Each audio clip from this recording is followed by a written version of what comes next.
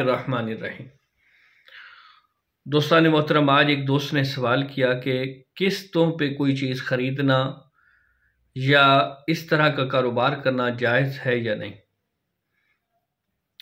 तो दोस्तों, इस्लामी नुक्ता निगाह से किस्तों पे कारोबार करना कुछ शराइत के साथ जायज़ है।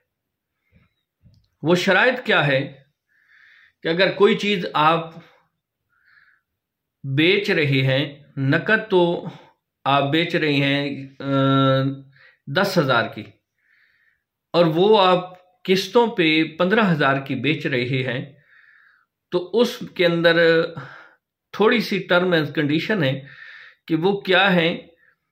एक तो मुद्दत मुतय्यन हो कि कितनी मुद्दत के अंदर वो किस्तें वो पूरे पैसे मुकम्मल कर दें। दूसरा, कीमत मुतय्यन हो।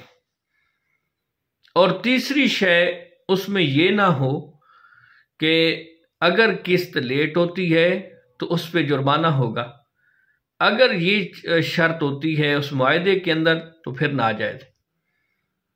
अब कीमत मुतय्यन हो गई है 15,000 रुपये। अगर कोई बंदा है वो किस्त कुछ महीने नहीं दे सकता, तो ये कभी मुमकिन ना हो कि जी 15,100 रुपये उसकी कीमत हो जाएगी, फिर ये सूद है, फिर ये नाजायज़ है। चाहे वो जिस तरह भी हो, 15,000 रुपये उसकी कीमत होनी चाहिए। अगरचे उसके दरमियान अरसे के दरमियान जो है वो उसकी किस्त लेट होती है, तब भी कीमत वही रहनी चाहिए। दूसरी शय है अरसे का मुतय्यन होना कि इस अरसे के अंदर मैं आपको दे दूंगा।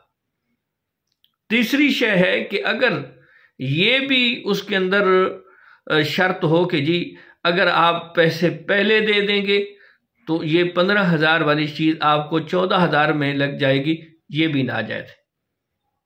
यानी एक कीमत मुतय्यन कर दी जाए, आप पैसे पहले दे दें तब भी वही कीमत हो, और अगर वो जो मुतय्यन करदा एक मुद्दत है उसके अंदर दें तब भी वो 15,000 रुपये हो, उसमें कोई और इजाफी रकम ना हो।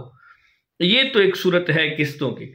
दूसरी शय हमारे यहाँ एक और भी कह लें कि हमारे कारोबारी मार्केटों के अंदर ये चीज़ बड़ी चल रही है कि एक बंदा आता है, मैं मिसाल के तौर पे अर्ज कर देता हूँ कि मोबाइल ख़रीदता है।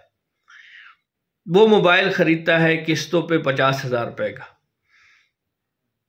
उसके बाद वही मोबाइल खुद ले लेता है, उस पर कब्ज़ा करने के बाद उसी दुकानदार को 45,000 में फ़रोख्त कर देता है। ये सूरत हाल भी नाजायज़।